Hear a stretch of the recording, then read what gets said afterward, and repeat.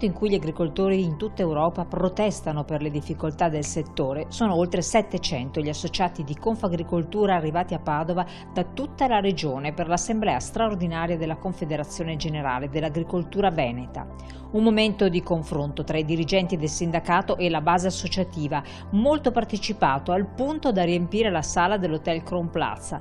Un'occasione per parlare di tutte le criticità che stanno mettendo in ginocchio la categoria e creando divisioni e tensioni. Da una parte gli agricoltori che protestano con i trattori, dall'altra quelli riuniti in assemblea, malgrado le problematiche siano le stesse. Oggi il problema è la difficoltà di mercato, cioè oggi è il problema delle aziende agricole, dell'agricoltura europea, ma italiana, e che non stanno più facendo reddito. Questo è il vero problema. Oggi le aziende agricole non stanno facendo più reddito. All'assemblea ha partecipato anche il presidente nazionale Massimiliano Giansanti, arrivato per ascoltare le voci degli agricoltori e portarne le istanze a Bruxelles il 26 febbraio, in vista della presentazione del pacchetto sulla semplificazione che sarà licenziato in quella data. Le associazioni devono vivere di ascolto, devono confrontarsi. Io sono qui proprio appunto per confrontarmi con gli agricoltori.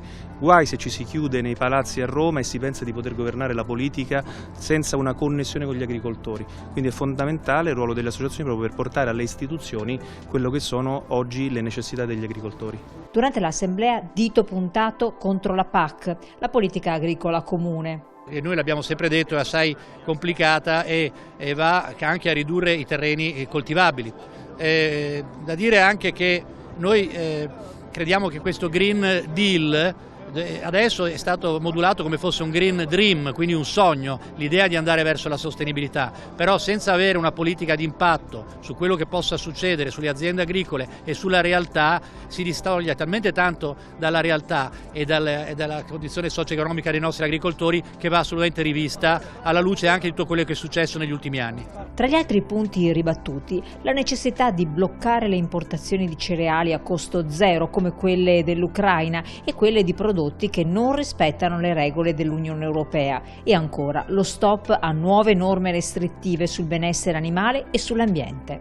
Non si può pensare a una riduzione così importante degli agrofarmaci che, ricordo, imporrebbe un 60% di riduzione da qua al 2030, quando noi non abbiamo la possibilità di coltivare senza l'utilizzo di questi prodotti. La frutticoltura è in ginocchio. Se noi togliamo anche molecole che garantiscono agli agricoltori la possibilità di portare alla salubrità questi prodotti, come si fa?